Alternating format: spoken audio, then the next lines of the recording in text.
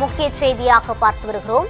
திருவள்ளூர் கும்மிடிப்பூண்டியில் சிப்காட் தொழிற்சாலையில் பாய்லர் வெடித்து ஏற்பட்ட விபத்தில் ஒருவர் பரிதாபமாக உயிரிழந்திருக்கிறார்.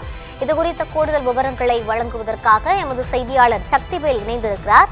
வணக்கம் சக்திவேல், இந்த விபத்துக்கு என்ன காரணம், கூடுதல் விவரம் என்ன? வணக்கம் ரூபி. திருவள்ளூர் மாவட்டம் கும்மிடிப்பூண்டி சிப்காட் தொழில்பேட்டையில் செயல்பட்டு வரும் தனியார் இரும்பு உருகாலையில் இன்று ஏற்பட்ட பர்னர் வெடிப்பு பெரும் பரபரப்பை ஏற்படுத்தியுள்ளது. இந்த தொழிற்சாலையில் வழக்கம் போல் தொழிலாளர்கள் பணியில் ஈடுபட்டிருந்த போது திடீரென உருகுலை பர்னர் வெடித்ததாக கூறப்படுகிறது. இதனால் அதிக வெப்பநிலையில் இருந்த உருகுலையில் இரும்பு குழம்பு பல திசைகளில் சிதறி அருகில் பணியாற்றி கொண்டிருந்த தொழிலாளர்கள் மீது விழுந்தது.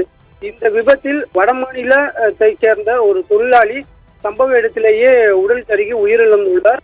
மேலும் 4 தொழிலாளர்கள் பலத்த தீக்காயங்களுடன் மீட்கப்பட்டு அருகில் உள்ள அரசு மற்றும் தனியார் மருத்துவமனைகளில் அவசர சிகிச்சைக்காக அனுமதிக்கப்பட்டுள்ளனர். அவர்களின் சிலர் நிலைமை கவலைக்கிடமாக இருப்பதாகவும் மருத்துவமனை வட்டாரங்கள் தெரிவிக்கின்றன.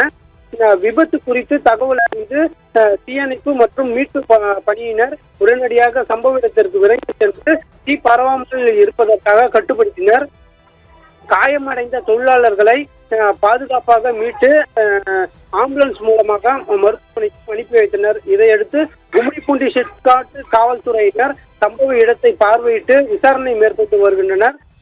பர்னர் வெடித்ததாக காரணமான அந்த தொழில்நுட்ப கோளாறா, பாதுகாப்பு நடைமுறைகளில் அலட்சியமா அல்லது வேறு ஏதேனும் காரணமா என்பது குறித்து அதிகாரிகள் தீவிர விசாரித்து வருகின்றனர். இந்த விபத்து காரணமாக தொழிற்சாலையில் வளாகத்தில் பெரும் பதட்டமான சூழல் நிலவி வருகிறது.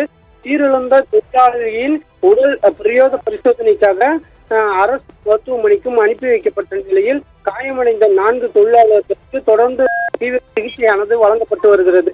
இந்த சம்பவம் கும்மிடிப்பூண்டி சிப்காட் தொழில்பேட்டையில் பெரும் அதிர்ச்சியையும் ஏற்படுத்தி உள்ள நிலையில் தொழிற்சாலையில் பாதுகாப்பு விதிமுறைகள் முறையாக பின்பற்றப்படுகிறதா என்பது குறித்தான கேள்வியும் மீண்டும் எழுகிறது. காவல்துறையினர், தொழிலாளர் நலன்துறை அதிகாரிகளும் இணைந்து இந்த விசாரணையில் ஈடுபட்டு வருகின்றனர்.